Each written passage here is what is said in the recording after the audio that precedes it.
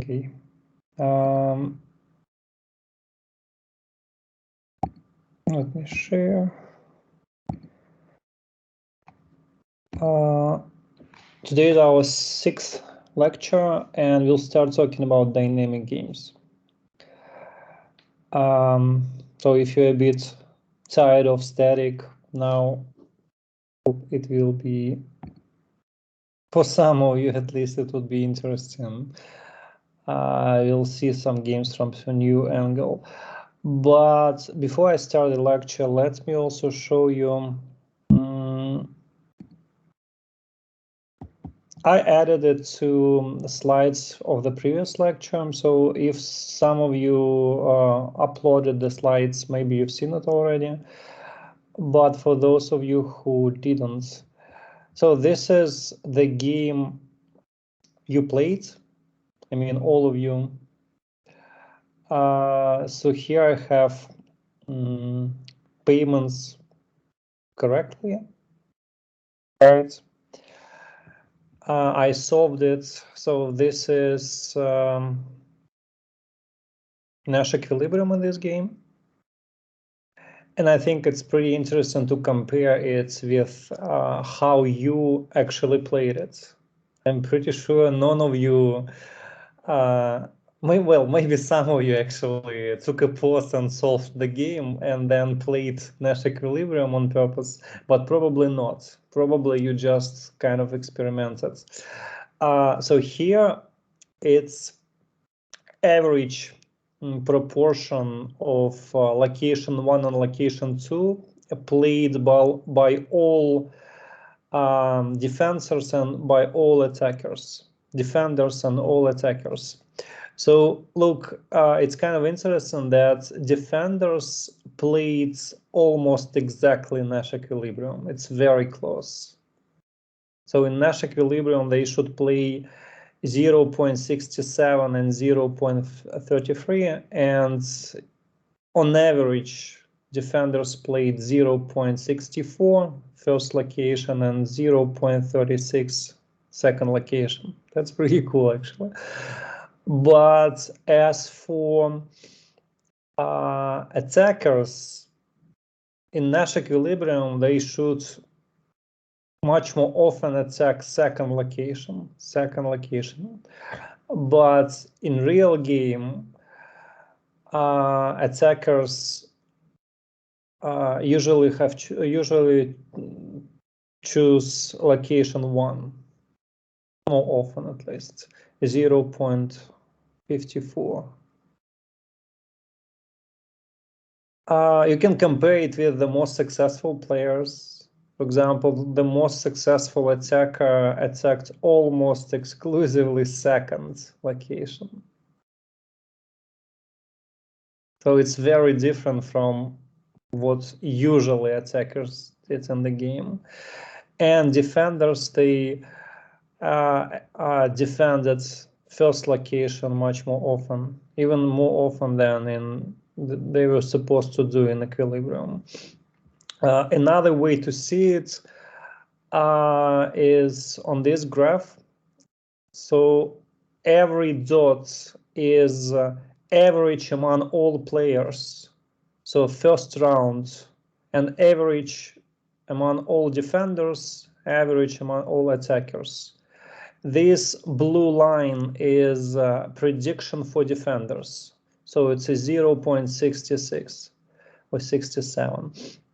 And you can see that it's not like they always played very close to Nash equilibrium, but sometimes they play higher, sometimes they play lower. But it's on average, it's Nash equilibrium, this prediction. But with attackers, it's different. So it's very simple game, but interestingly, like this not evident that attackers should more often attack the second location. It's not evident in the game. And attackers who actually did it, who attacked second location more often, they have higher probability of success.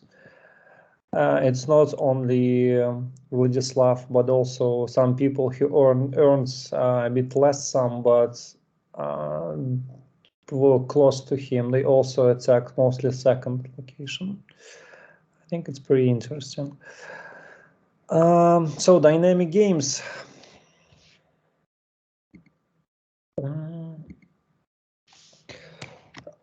I hope you remember that in the very beginning of this course, we've discussed that there are two types of the game. There are static games. These are the games then players make their decisions simultaneously without observing the decision of the opponent. Think about rock, paper, scissors, right? The very idea of playing rock, paper, scissors is that you do it simultaneously and you don't know what your opponent will show, rock, paper, or scissors. The opposite is dynamic game. In dynamic game, players play step by step. For example, in chess, there is order of moves. You can observe my move and you react to it, right? But in this course, we are not just about discussing games like chess or rock, paper, scissors. We try to apply these ideas to real life situations, right? So let's discuss some examples. They are a bit strange, but maybe that's somewhat on a purpose. So we want to see some very different situations that can be applied to this and how they can be presented. So the first example is terrorist against pilot. So a terrorist boards a flight to New York, for example, flight from Miami. After reaching a cruising altitude, the terrorists approach the pilot and say she will explode the bomb if the pilot does not fly to Cuba. So here's the game. There are two players. The first, well, terrorist already did his kind of action. He already on the flight and he already presented his or her demands. So now it's for pilot to decide. Pilot can decide to fly to the Cuba, or he can decide to fly to New York City. Then, well, if they fly to Cuba, then okay, probably pilot will be alive and will be able to go back home later. And of course, it's the best variant for terrorists. This is what terrorists wanted. I hope you understand the context. It's like, for example, if terrorists have some problems with law in Cuba, because Cuba have very bad relationship with the United States, so they probably never bring the terrorist back to the United States. So it's just a way for him to be free. So if pilot decides to fly to New York City, then terrorists will have to decide whether to explode a bomb or do not. And so here we have payoffs. So the game can end in three different situations, right? The first situation is they just fly to Cuba. The second, they fly to New York City, but terrorists decided not to explode the bomb. Not to explode the bomb here. So it's the best for pilots, the best possible outcome for pilots, and it's not so good outcome for terrorists because he failed with his plan. And the last outcome is they fly to New York City. So pilots decides to fly to New York City, and then terrorists decides to explode a bomb, and both of them died. So it's -1 for both of them. So here we have two players, and the game ends after both of them make their moves, right? First pilots and then terrorists. Another example, this is from Winnie the Pooh. So it's Pooh against, how to pronounce it? Eeyore, I think. So Eeyore, well, Pooh wants to present a gift to Eeyore, right? So it's on the picture. The idea is to give to him a pot with honey, but as Pooh really like honey, he has a temptation to eat it. So the first decision is decision of Pooh to eat or not to eat, and then Eeyore will have to decide whether to take the present or refuse to take it. And he will have to decide it in 2 points. Like, first situation is a pot without honey. He can take it or refuse. And the second situation is a pot with honey. He can take it or refuse. So there are 4 possible outcomes in this game. So first outcome is outcome, then Pooh decided to eat the honey, and Eeyore actually decided to take it. So it's the best, of course, for Pooh, and it's not ideal for Eeyore because he would like to have his honey, right? The second outcome is Pooh decided to eat it, but Eeyore refused to take the present. So Pooh is unhappy about it, and Eeyore, he is just neutral, like 0, okay. And finally, we have 2 more outcomes here. So the ideal outcome for Eeyore, he get his present with both honey and pot, and Pooh is not that happy because he didn't have the chance to eat the honey. And finally, this outcome where Pooh is very unhappy because he sacrificed his honey and still got refused. So one more example. So here we have like first player making his move and the second player making his move in one of the kind of decision points. Where Eeyore will make his decision depends on Pooh, right? So Pooh decides where Eeyore will make his decision. Now we have, in this example, we have 3 players. Then here we have names of the players: Emily, Nina, Talia. It's a street garden name. So the idea is that these 3 women, they live on the streets, small streets, and then they have an idea to start a small street garden. So it's a community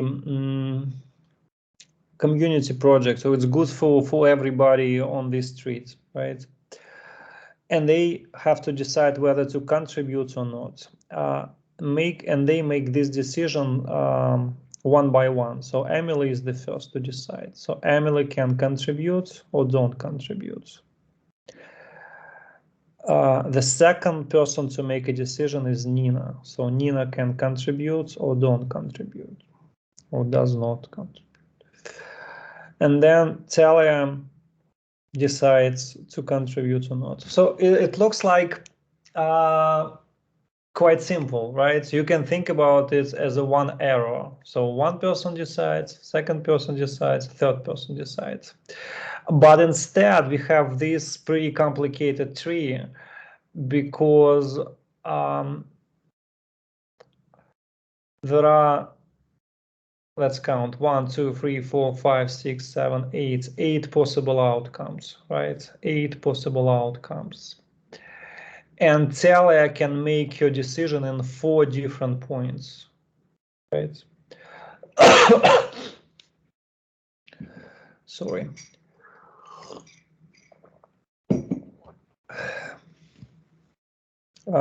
We can analyze these outcomes. So probably the first outcome is all 3 of them contribute, and they have 3 units of utility, all 3 of them, because they have this nice looking garden.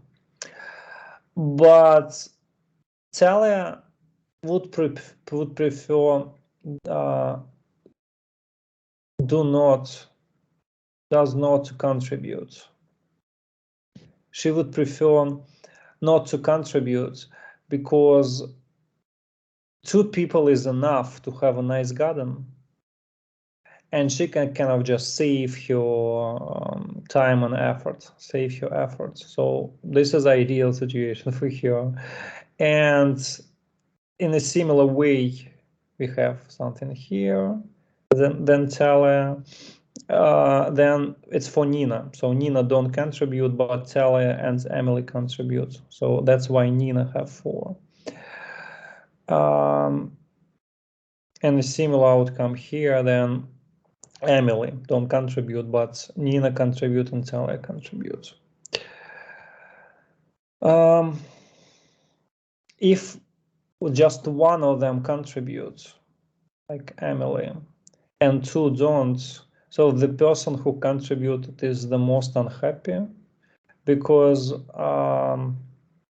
have to work and garden is not that good. So one person effort is not enough. So one more example. This is a bit funny. A lot of game theory teachers play this game with their students. It's a funny game to play, I think. So look, there are 2 players.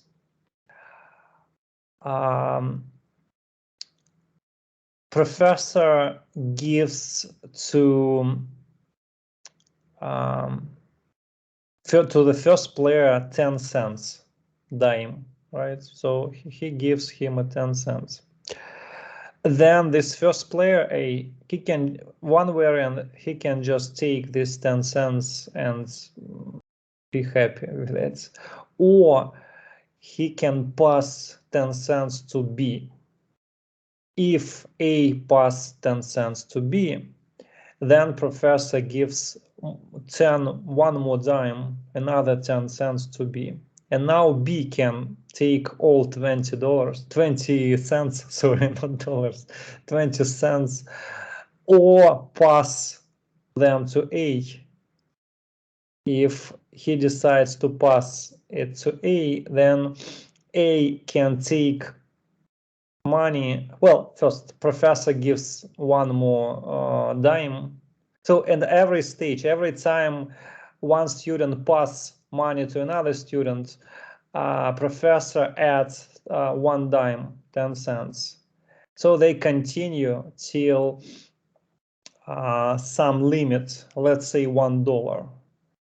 So if they have $1 in their pot, now professor says, well, game is over, so I take my money back. And they both get 0. So actually, what would you predict in this game? Like, let's say you are playing this game, what would you do?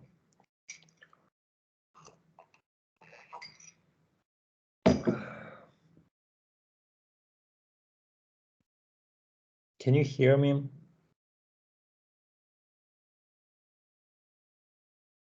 Yes, we can. And the player, do I understand correctly that the player who takes it or passes doesn't know the exact amount? No, they know. All information is available. So look again, professor gives 10 cents to player A. Player A can take it to himself, or he can pass money to B. If he pass, professor adds another 10 cents. Again, B can take all the money, or he can pass money to A. If he pass, professor adds. May I try to predict? I guess there would be the A situation, the first one, 10 and 0, because in the each next case, there is no benefit for for each person to give this turn to opponent. Because, for example, if I'm a professor and I am for now at the point 0 and 90, there is no reason for me to continue playing. The same situation is 0-80 for the other player, and as a result, it finishes on the first move. Yeah, we can look here at the very end of the game and say, well, there is no reason to pass here because B will get 0 and A will get 0. So B should take all the money to himself, all $1. That's ideal variant for B, right? But at the previous step, A can predict B doing this. And that's why A should take all money to himself, all 90 cents. But at the previous step, A can predict it.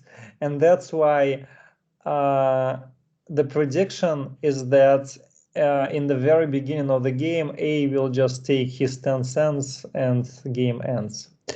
But if real people play this game, they play sometime.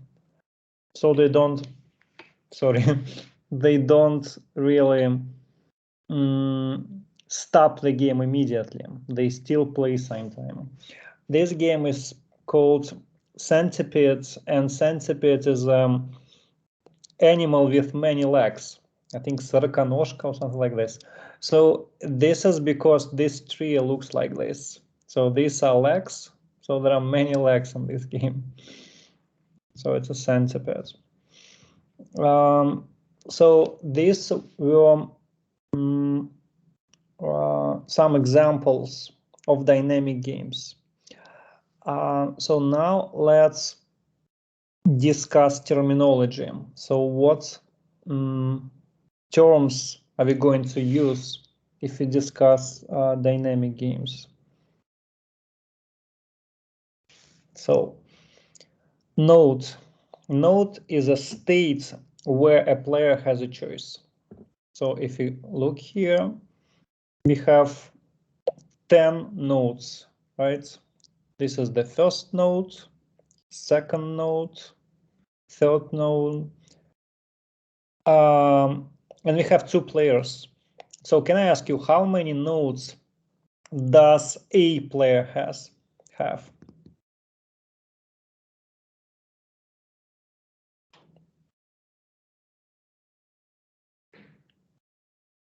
$50. 5. 5. So 5 times to make a decision. If they play by 10 cents before they reach $1, it's 5.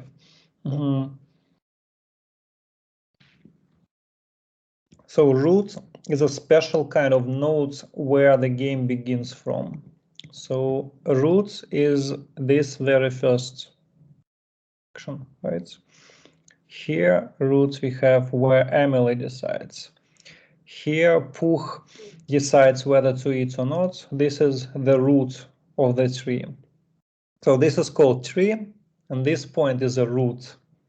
Of course, it's easier to imagine if you put it in a vertical form.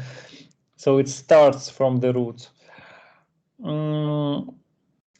It's a bit weird tree because it grows from top to the bottom. But okay, so this is the root. The game starts from pilot. And finally, the terminal mode is a terminal node. So it's a node where game finishes and payoffs are observed. Usually game has only one root, but it can have many terminal nodes. So for example, there are 10 possible terminal nodes, 10 possible outcomes, even 11 if you count this one, so 11. For example, in this game, we have 1, 2, 3, 4, 5, 6, 7, 8 terminal nodes. So terminal node is where we observe the priors, we observe the outcomes.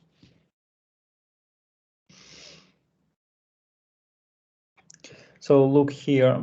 So it's a complicated game. It starts from n making her decision to stop or to go. So this is the root, initial node. And then if she decides to go, then Chris can choose risky or safe. And then its nature moves with some probability. So if n stops, then Bob makes his decision. He can choose one, then n can choose up and down. So these are terminal nodes. These final nodes, they are terminal. Look, this is called branches. So branches are decisions, right? So n can decide to stop or to go. So these are called branches, stop and go.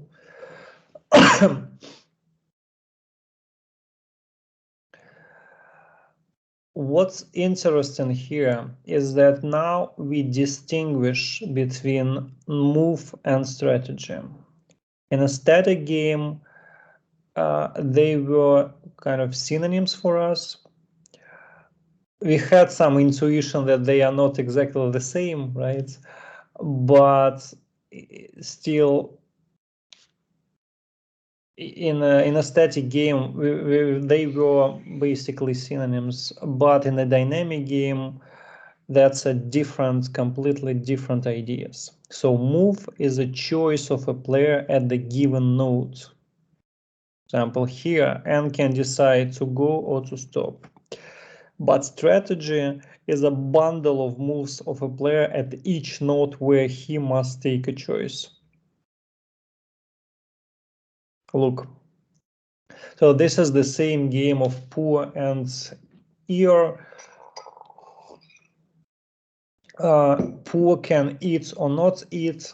Ear can take the gifts or refuse to take.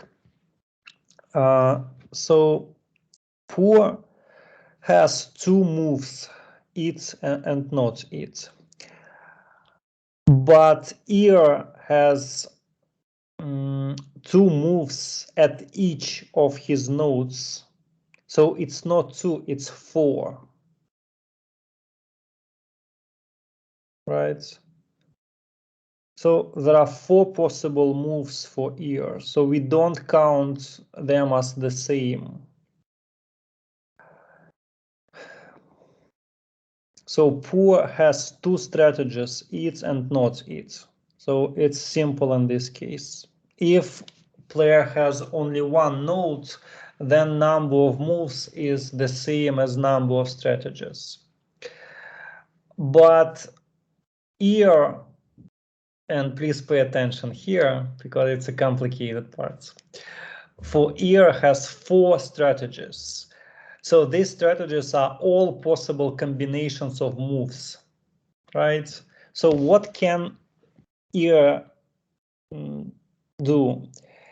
He can take if Pooh eats the honey and refuse if Pooh decide not to eat, right?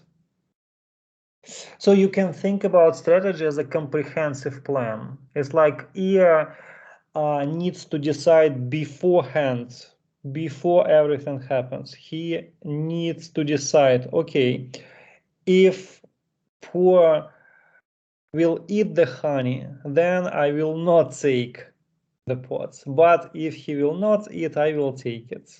for example. So it's a plan for both situations. So in this case, his strategy is refuse take, but there are 3 other possible strategies. So they are take and take. So in both situations, take refuse. That's a bit strange, but okay, maybe he hates honey, so will not take the pot with the honey.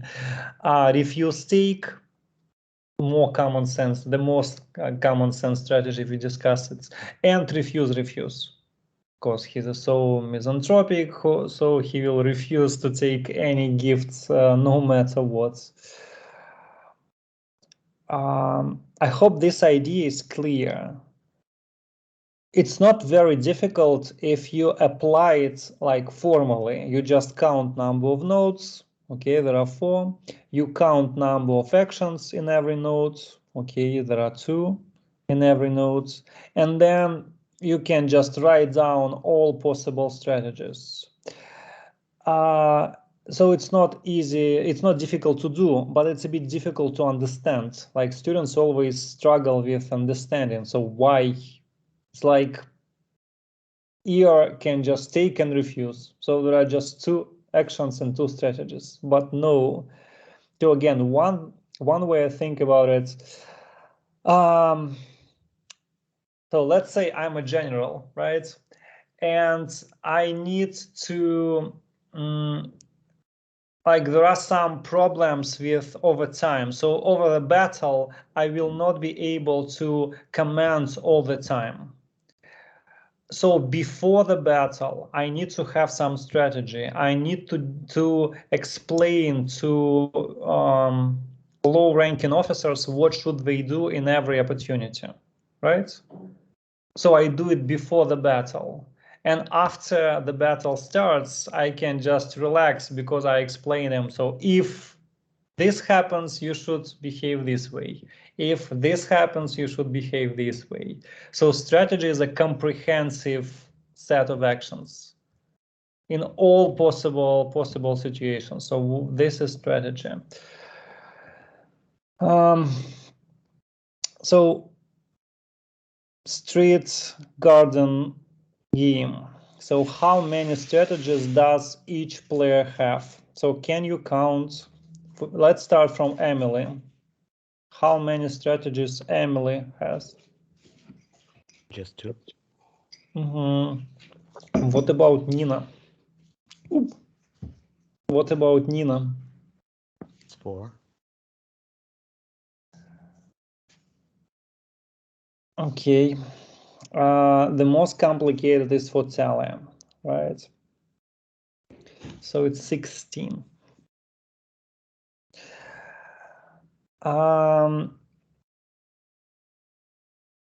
Look, you may think about to calculate number of strategies available to Talia. First of all, you need to understand that every strategy will include 4 moves, right? Because there are 4 nodes. That's why strategy will include 4 moves. So it can be C, C, C, C, for example. And for every like place, we have 2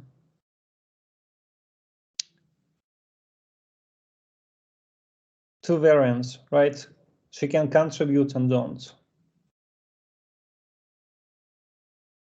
And then just do combinatorics. So here's how it's calculated. So what about profiles of strategies? So this is how we can calculate profiles of strategies. I hope you remember that profile is a combination of strategies of players. So look how many profiles of strategies do we have. So it's 2 multiplied by 4 multiplied by 16 profiles of strategies in the game.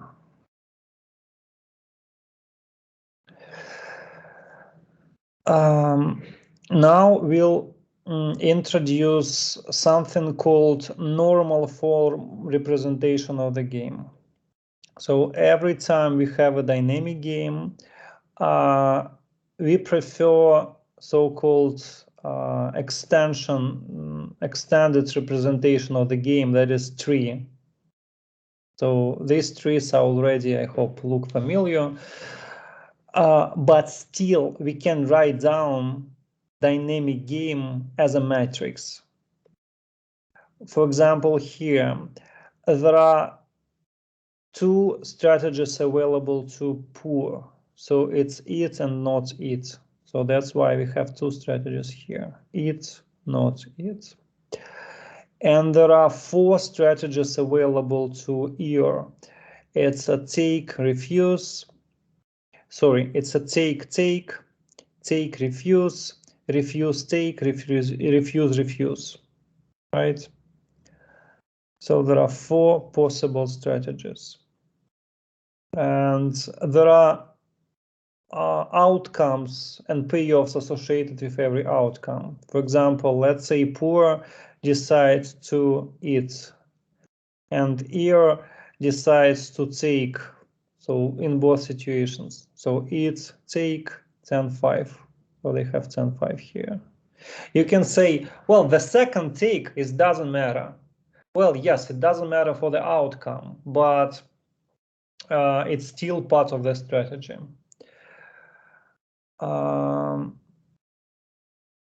So here, ear decides take and refuse. Again, this refuse is not important because poor decides to eat, and that's why this is this outcome. So here, so look, this second action, it is not influencing the outcome, right? The outcome is being influenced by just action of poor and the first action at the first node of ear. But for second row, so here Poo decides not to eat, and for this strategy, ear decides to take in both nodes. So it's this outcome, 5 and 10, 5 and 10. Okay, I hope it's clear. So first of all, this idea that every dynamic game can be presented as in a normal form as a matrix. And so to present it as a matrix, you need to count strategies of all players. So it can be pretty complicated because even with a simple tree, one of the players can have many strategies, especially if there are many nodes. So the idea of a sub-game. So we still talking about terminology, like bricks that are we going to use in this part of the course. So you really need to learn these ideas that we use trees to represent dynamic games, that these trees, they have nodes, they have terminal nodes, they have roots. There are actions and strategies, and in this case these are not the same. So now you learn how to calculate strategies. Now let's talk about sub-game. So sub-game is a part of a game which can be considered as a separate game. So it always starts at a certain node, and it includes all nodes which can be reached from the root of the sub-game. So if you take a branch from the tree, you can think about this branch as the small tree, right? So it's in a similar way with dynamic game. So you can take a part of it and consider it to be a separate game. So this is the whole game. So, and there are not 3, but 5 sub-games in it. So this one, this one, this one. So G1, G2, G3, but inside of G1 we have G4, and we have g5. You can ask, why can we take like this one? You can, because you cannot just cut this part. You cannot cut it. You have to take everything. So you start from one node and take in your subgame everything that you have in starting from this node.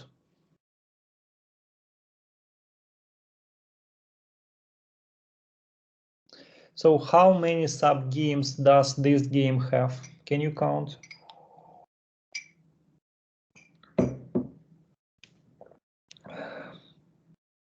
Is it 4?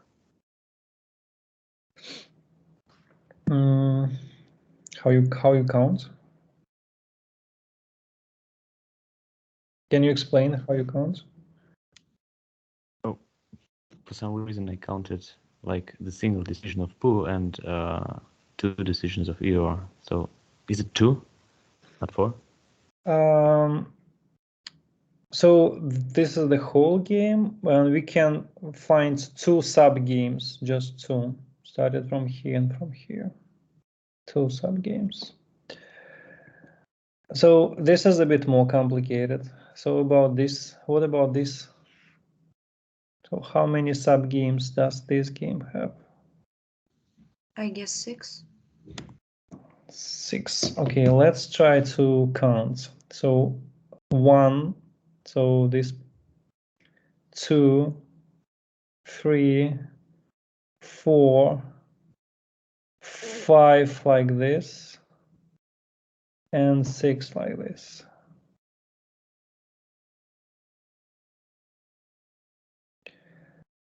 Okay, so let's practice again with normal and extensive form of the game. So again, this is the story about Pooh and Eeyore.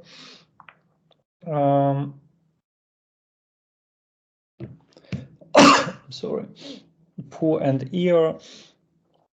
So this is the tree, and this is the matrix. So we can represent the game as the matrix.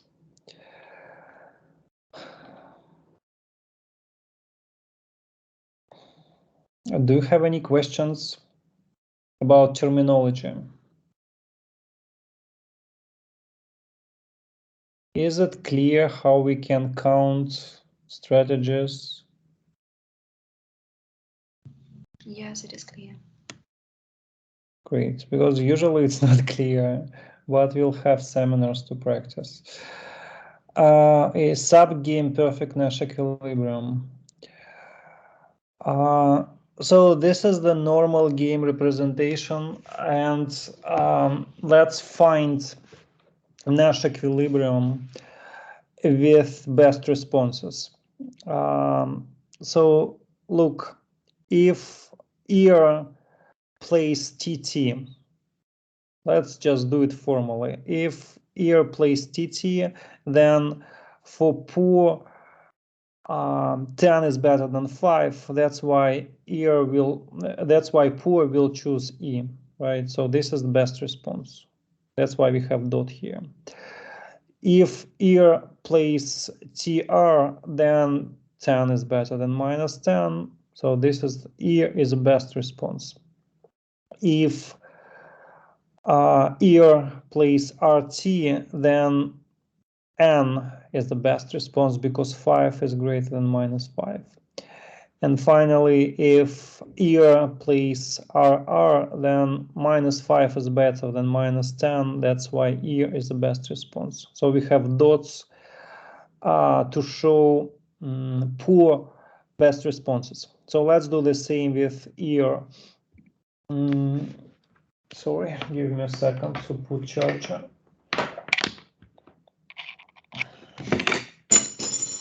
Sorry. Okay, so let's say Pooh plays E, then ear is indifferent between TT and TR because they both give him 5, and 5 is better than 0. So that's why we have stars here. And finally, if Pooh plays N, then 10 is better than 0. So we have 2 10s, and ear is indifferent between them. So he can choose TT or RT. They both gives him 10. Okay, so now we can see 3 Nash equilibria in this game. So we found 3 Nash equilibria. So great. Let's discuss them. Let's discuss this equilibria where poor decides to eat and ear decides to take. Oh, sorry, I'm talking about this one. Take and refuse. So if you take a look at outcomes, it makes sense for ear to take because 5 is better than 0, right? So blue numbers are numbers of ear. So 5 is better than 0. That's why he should take even empty pot. Even empty pot is better than nothing. So that's okay that he takes here, but it's very strange that he refuses here. You can say, well, it's not important, but still it's very strange because instead of having 10, he prefers 0, then he chooses to refuse. So that's why this is a strange equilibrium. This equilibrium, then poor decides not to eat. So it's N R RT, this one, this equilibrium. So poor decides not to eat. And then ear decides to take. In this case, that is perfectly reasonable, but refuse in this case, that's again strange because 5 is better than 0, and for some reason he prefers 0 to 5. So in a dynamic game, it looks strange. These particular outcomes look, this particular profile of strategies, this particular equilibrium looks adequate. Look what happens here. In every sub-game, they play reasonably. For example, in this sub-game, ear takes. He decides to take, right? And in this sub-game, ear takes. And then for poor, it's a basically choice between 10 and 5. It's a choice between 10 and 5 because -5 and -10, they will never be observed in real life because ear will never refuse, right? So that's why poor should eat because 10 is better than 5. So this is kind of equilibrium that is sub-game perfect. That is, it is reasonable in every sub-game. So in every sub-game, all players behave in such a way we expect from them to behave. So this idea is called sub-game perfect Nash equilibrium. Sub-game perfect Nash equilibrium. And look, it includes this hypothetical situation. So usually we talk about solution concepts as predictions, right? So we predict that in this game, the following course of action will be realized. Poor will eat honey and ear will take empty pots. And poor will have 10 and ear will have 5. So this is what we predict. So this is what will be realized. But interestingly, this branch is also part of equilibrium profile. It's a part of equilibrium profile. It's also important. So why it's important? Can you explain? Usually students ask this question. Can you try to explain why is it important? This part.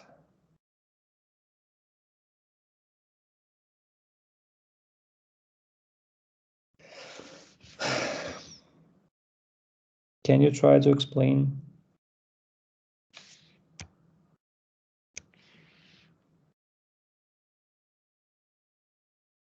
No?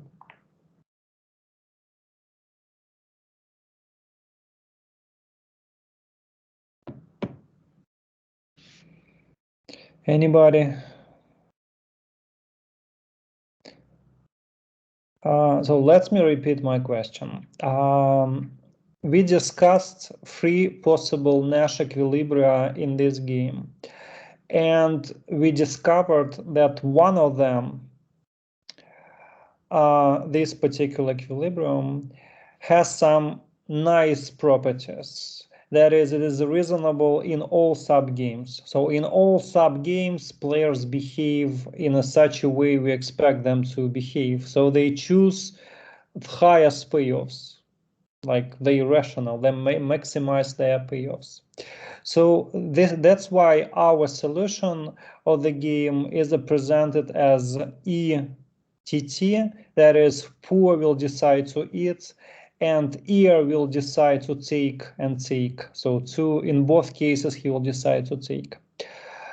So this equilibrium allows us to predict what will happen in the game. So in the game, poor will eat honey and ear will take empty pots, and poor will take 10, and payoff of ear will be 5.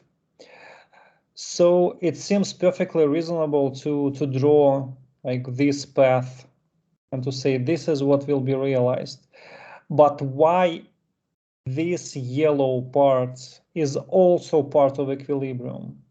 Can you explain why is it important even if it will never be realized? It will never be observed. Maybe because we need to understand that the second player is rational in all situations. Maybe something like this. But why is it part of equilibrium? Why is it important part of equilibrium?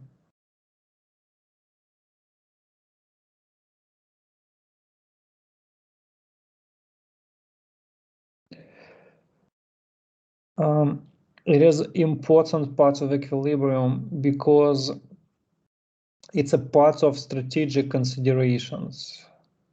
I mean, poor chooses to eat because he understands what ear will do, right? So it's a part of strategic considerations, even though in real life we'll observe only this outcome. This hypothetical outcome is also important because it allows poor to choose eat instead of not eat. So please remember that this part is also part of sub game perfect Nash equilibrium.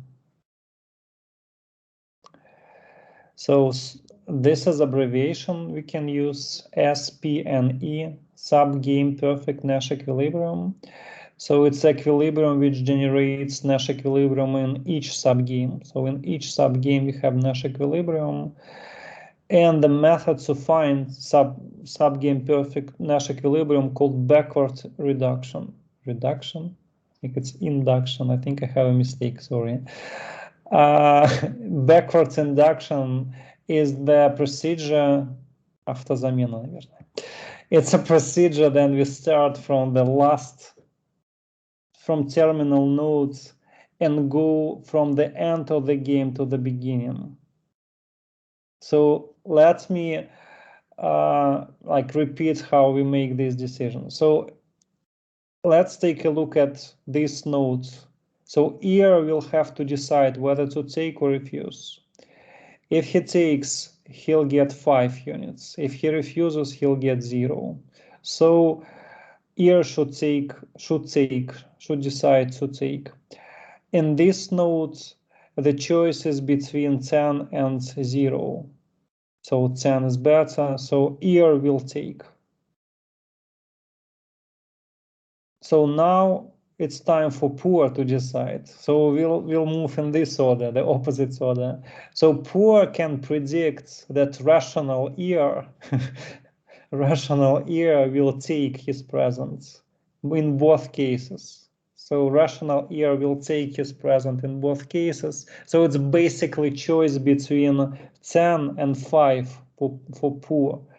So 10 is better than 5, right? That's why poor should eat. So this is the backwards induction. So we start from the right part of the screen and go to the left. From terminal nodes to the root. So root is the last one. So let's apply the same approach to like the very first example about terrorist and pilot. So what do you expect in this game to be realized? So it's a very simple game. So what is subgame perfect Nash equilibrium? So what do you think?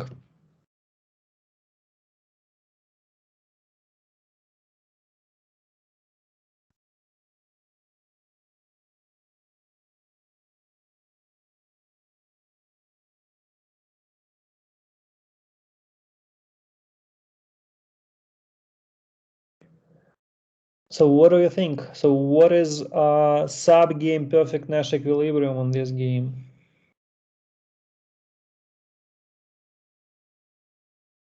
Maybe as pilot understands that terrorist is rational and won't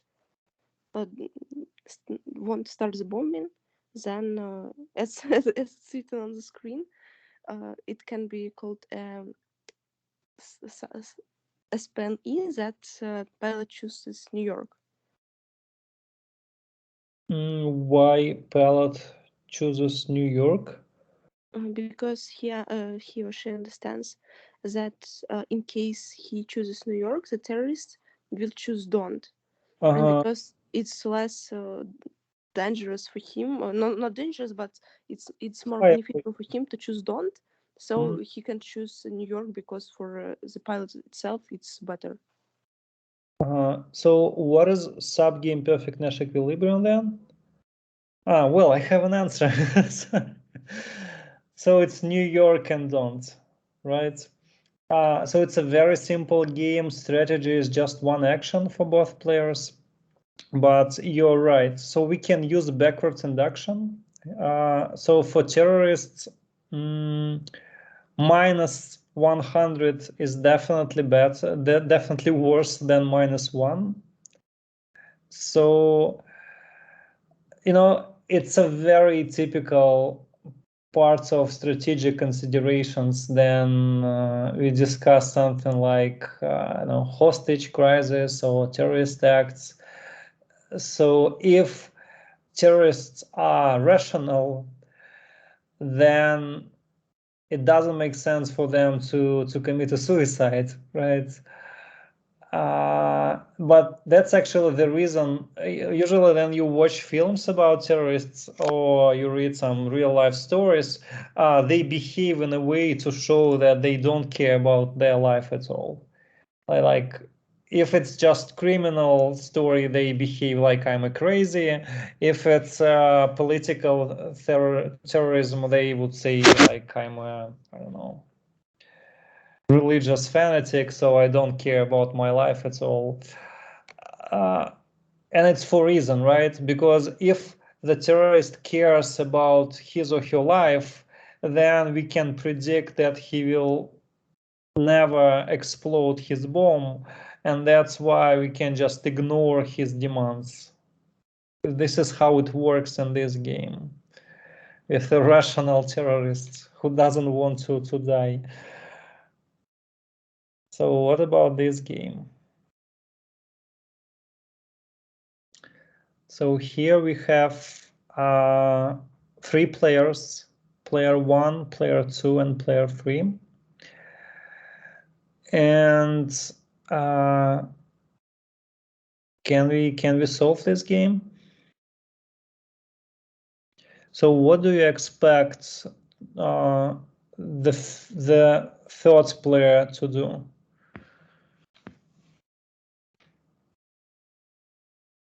Should we draw a bit? R2 maybe. Right, but let's draw.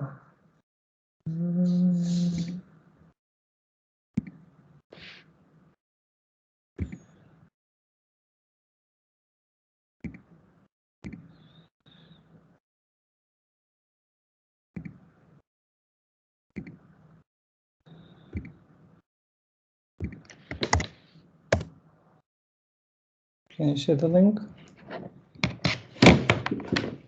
Oops.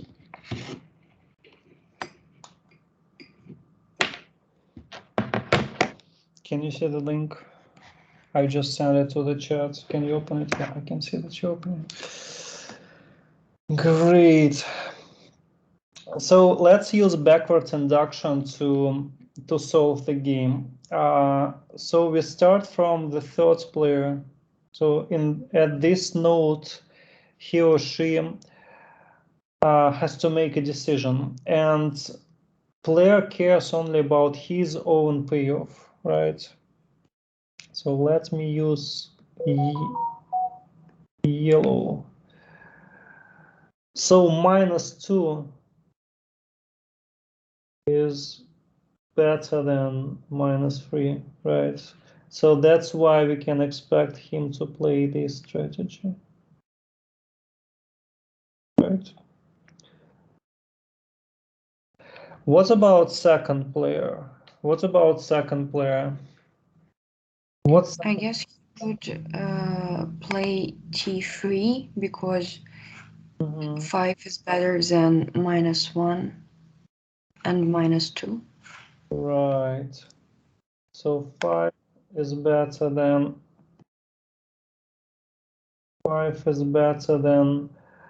-2. So this -2. So that's why I forget about this root. But also 5 is greater than -1. I'm talking about this -1, right? So second player can predict that third player, because third player is irrational, third player will place R2. So that's why it's basically, for the second player, it's a choice between 5, -1, and -2. And 5 is the highest. That's why second player will choose this, right? And now let's discuss the first player. So what do you think about the first player? He will choose S2 because 0 is better than -4. So 0 is better than -4. And that's why we predict that the first player will choose this strategy.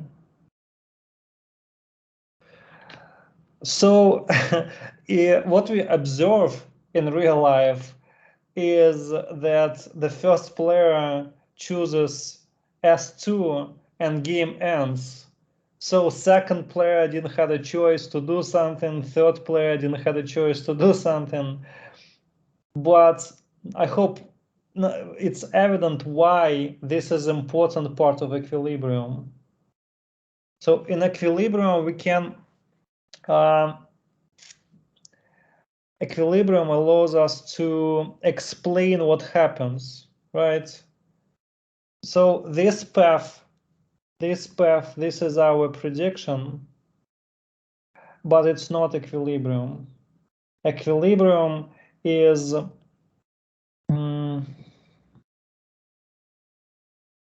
so equilibrium is S2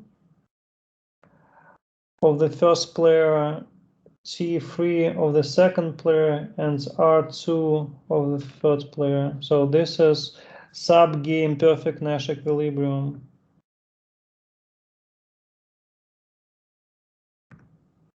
Right?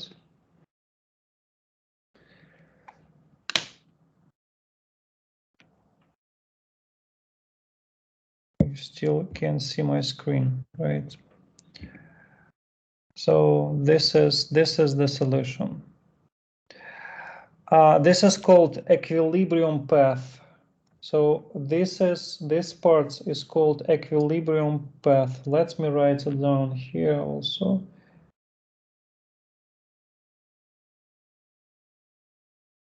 And please remember that equilibrium path and equilibrium is not the same. Is not the same. So this is equilibrium.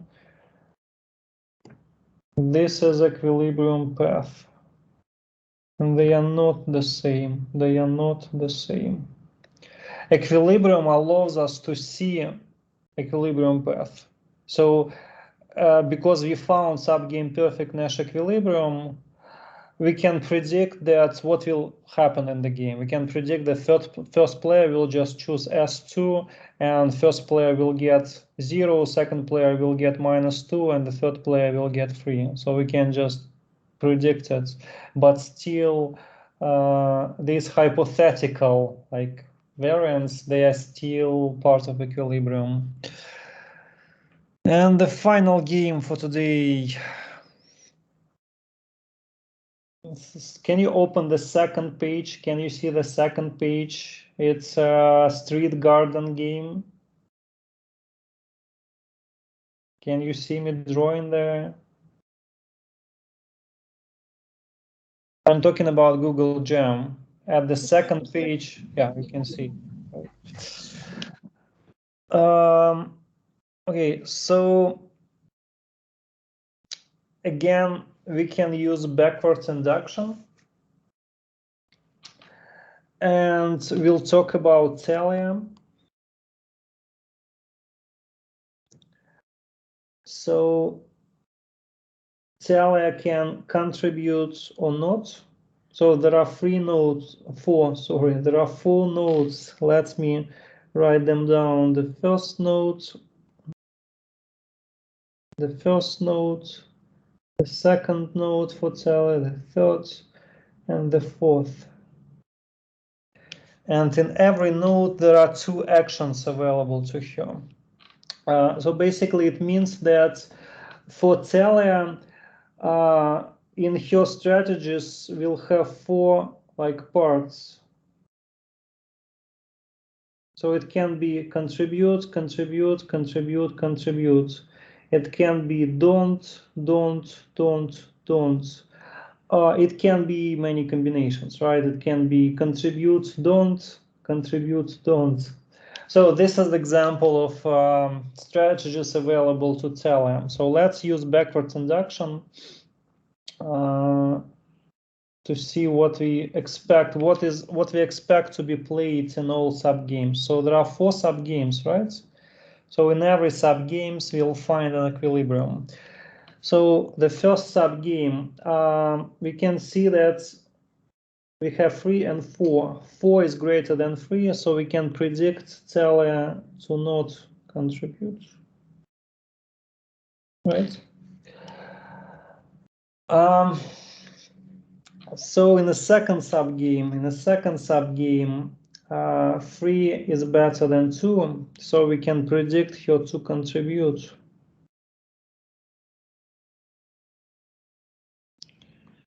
In third subgame, contribute because 3 is better than.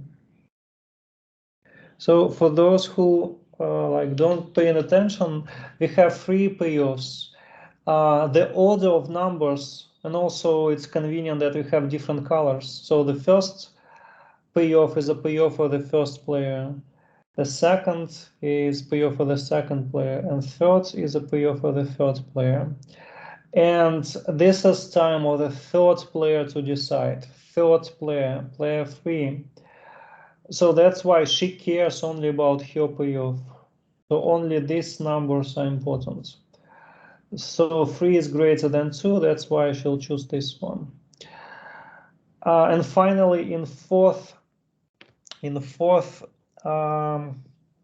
subgame, it's better for her not to contribute because 2 is greater than 1. right? So this is tell a strategy that will be played in equilibrium. So your strategy is don't contribute, don't, right? So this is what we expect here to play in equilibrium. So what about Nina? So Nina has two nodes where she makes her decision. So for Nina, and let me use blue. So her strategy will consist of two parts, right? So it's like this. So every place, we can call it placeholder. So every place for a node, we have two nodes. That's why we have two places. And in every node, we have again two possible strategies, C and D and C and D. So that's why we have possible strategies are contribute, don't, contribute, don't contribute. So here it's simpler. So let's decide what will be played in equilibrium. So what will be played in equilibrium? Can you help me? For example, here in B, what Nina will do? So should she contribute or don't? Should Nina contribute?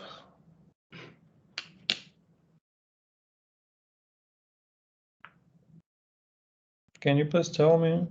I guess don't, because she will get 4 if she don't, but he will get 3 if she will contribute.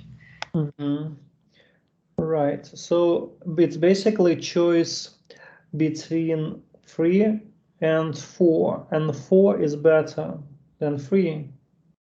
4 gives higher payoff, so she should choose don't here. Okay, so don't here. But what about this node? What should be done here? So it's a choice between 3 and 2, and 3 is higher than 2. That's why she should prefer this one. So contribute here.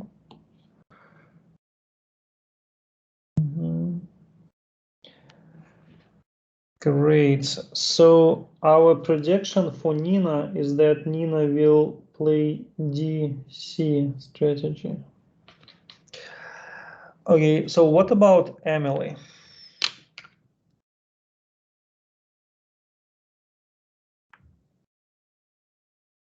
So what about Emily? I guess she will don't contribute. Oh, she won't contribute. Why?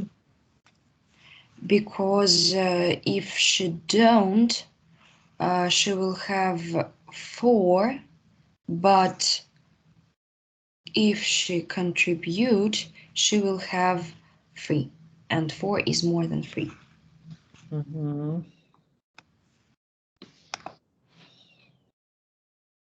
So this route, right? So we use backwards induction. Oh, let me write down the strategy for Emily. Okay, so this is Nash equilibrium. So again, Nash equilibrium is not just this path. Nash equilibrium is everything we highlighted in the game and everything we wrote down here.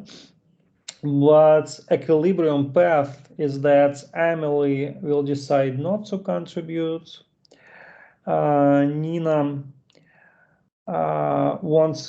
will decide to contribute, and Tala will decide to contribute. Right? So this path. And this is outcome that will be realized. This is outcome we expect to be realized. So let's Can I have a question? Sure.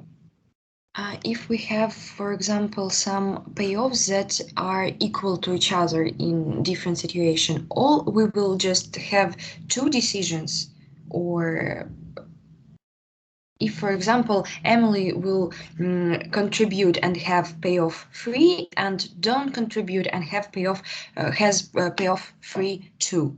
So she will, what she will choose? It just means that, if I understand you correctly, it just means that she's indifferent between contributing and don't contributing, and not contributing, and that's why, so both actions are part of equilibrium for her. Okay, understood. Thank you.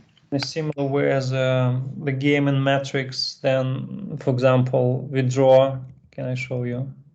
For example, here,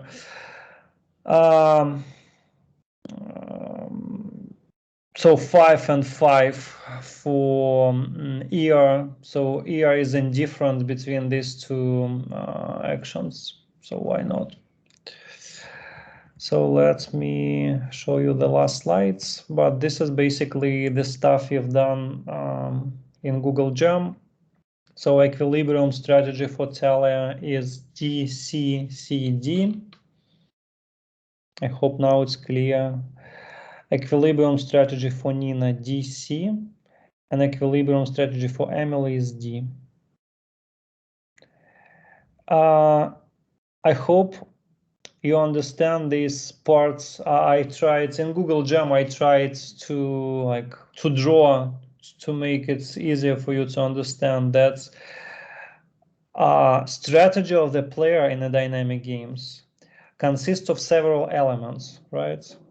Number of elements depends on number of nodes. For example, for Talia, we have 4 nodes, and that's why her strategy consists of 4 elements. For Nina, there are only 2 nodes, and that's why her strategies consist of 2 elements. And finally, for Emily, we have only 1 node, and that's why her strategy consists of just 1 node. One element. And for every element, we have as many variants as actions in these nodes. For example, for Talia, we have just 2 contribute and don't, and that's why in every element of the strategy there are 2 variants, like CD, CD, CD, CD.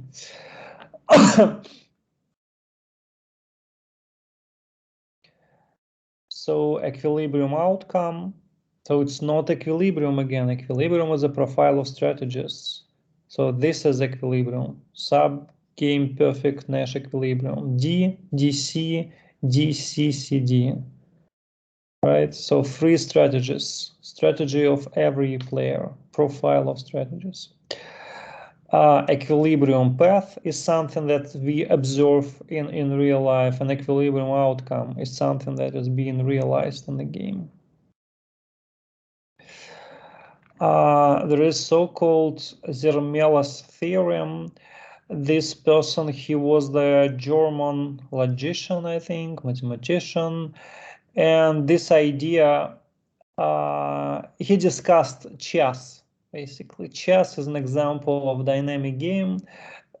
So in the theorem, there is a sub-game perfect Nash equilibrium in any finite complete information dynamic game. Finite complete information dynamic game. So in every game with the ends and complete information, we have good news is that we have a sub-game perfect Nash equilibrium.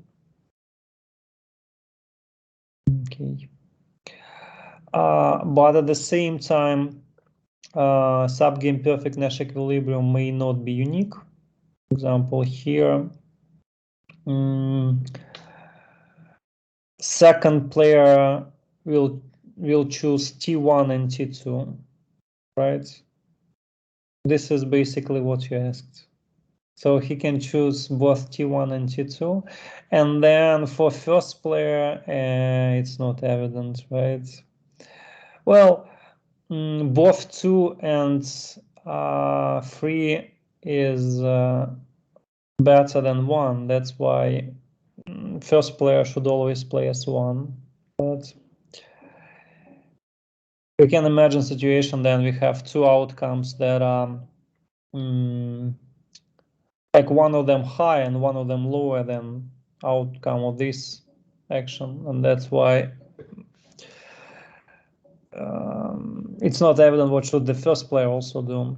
So sub-game perfect Nash equilibrium is unique if there aren't equal payoffs in a game. So if there are no equal payoffs, then it's unique. Done. Any questions? Yeah, 1 second. When we were talking about Nash equilibriums, and before you mentioned SPNE, you were considering the case with Winnie Pooh and Right. ear, and that there was, yeah, thank you, the slide, there were 3 initial Nash equilibriums before we considered that the ear won't choose 2 of the strategies because they are irrational. And is these 3 possibilities, are these 3 possibilities considered to be Nash equilibriums, or aren't they? They are Nash equilibrium in a situation then well, you can think about normal form of the game as a static game.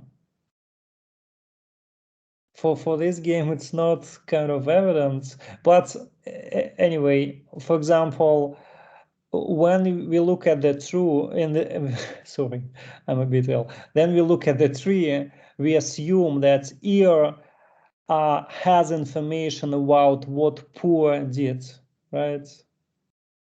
But let's say Pooh brings supports with or without honey, and this information is not available to ear. So ear have to decide what to do without having this information. And so that's one way to think about it.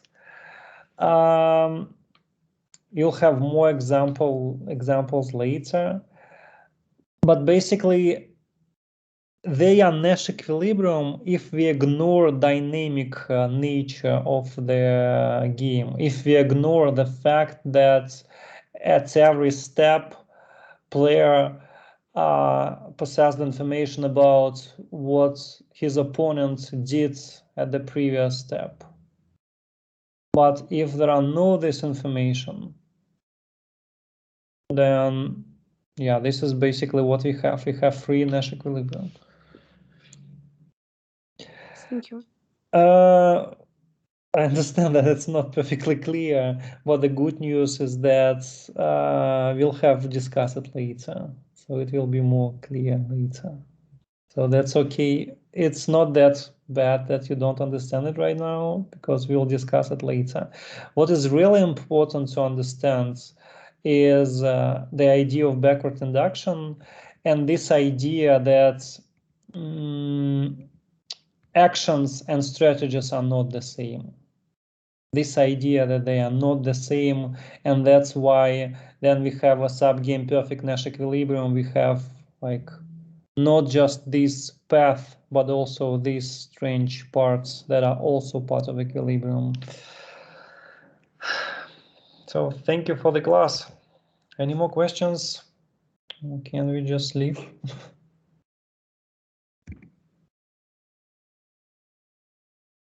No, thank you. Thank you. Thank you. Goodbye. Bye. See you later.